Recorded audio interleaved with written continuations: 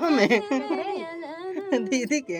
Hello दोस्त, नमस्ते, प्रणाम। मैं आपकी वंदना और स्वागत करती हूँ मीना दुर्गेश की दुनिया में आप सभी वे का गीत गाँव स्वागत है। के गीत गाँव के चैनल पे आप सभी का स्वागत पड़ जाए।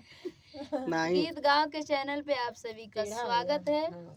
और हम लोग एक प्यारा सा गीत लेके आए हैं, कहरौआ गीत लेके आए हैं। माँ बेटे का दर्द भरा गीत है।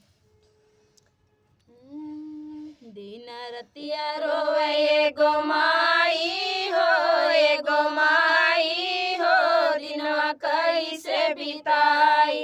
दिन रतिया रोवे गो माई हो, ए गो माई हो, दिनवा कैसे बिताई। अपने ही दिन खातिर बेटा जनमवली, अपने ही दिन खातिर बेटा जनमवली।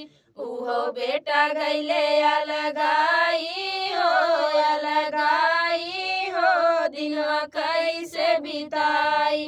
उहो बेटा गईले अलगाई हो, अलगाई हो, दिनवा कैसे बिताई। दिन रतिया रोवे गो माई हो, ए गो माई हो, दिनवा कैसे बिताई। अपने ही दिन खातिर बेटी जनमवले, अपने ही दिन खातिर बेटी जनमवले।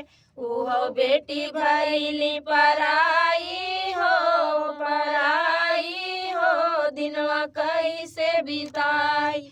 उहो बेटी भइली पराई हो, पराई हो, दिनवा कैसे बिताई।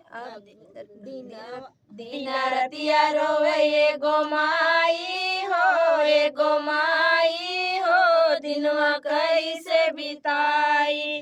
अपने ही दिन खातिर पोखरा खनवले, अपने ही दिन खातिर पोखरा खनवले। उहो पोखरा गईले झुराई हो, झुराई हो, दिनवा कैसे बिताई।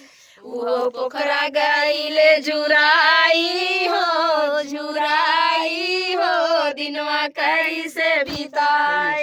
दिन रतिया रोवे गो माई हो, ए गो माई हो, दिनवा कैसे बिताई। तो फ्रेंड, गीत कैसा लगा कमेंट बॉक्स में बताइएगा। फिर मिलते हैं किसी नए गाने के साथ, तब तक के लिए बाय बाय दोस्तों। बहुत सही चाचा।